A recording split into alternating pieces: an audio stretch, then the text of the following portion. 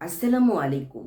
আমি মুহাম্মদ আবদুল্লাহ খান সায়ন আবৃত্তি করছি কবি নির্মলেন্দু গুণ এর আমাকে কি মাল্য দেবে দাও।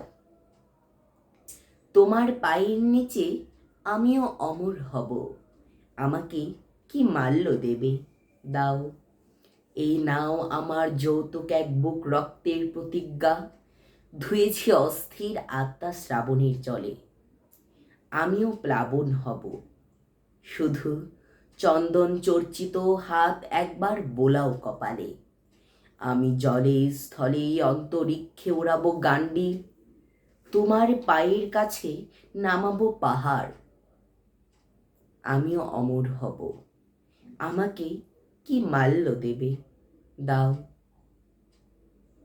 পায়ের আঙুল হয়ে সারাক্ষণ লেগে আছি পায়ে, চন্দনের ঘ্রাণ হয়ে বেঁচে আছি কাঠের ভিতরে। আমার কিসের ভয়, কবরের পাশে থেকে হয়ে গেছি নিজেই কবর, শহীদের পাশে থেকে হয়ে গেছি নিজেই শহীদ।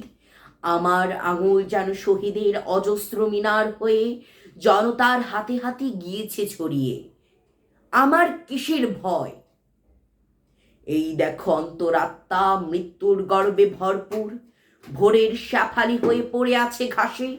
আকন্দ ধুন্দুল নয়, রফিক সালাম বরকত আমি, আমারই আত্মার প্রতিভাসে। এই দেখো আগ্নেয়াস্ত্র, কোমরে কার্তুজ, অস্থেয় মজ্জার মধ্যে আমার বিদ্রোহ। উদ্ধত কপাল জুড়ে যুদ্ধের এ রক্ত জয়টিকা। আমার কিসের ভয়,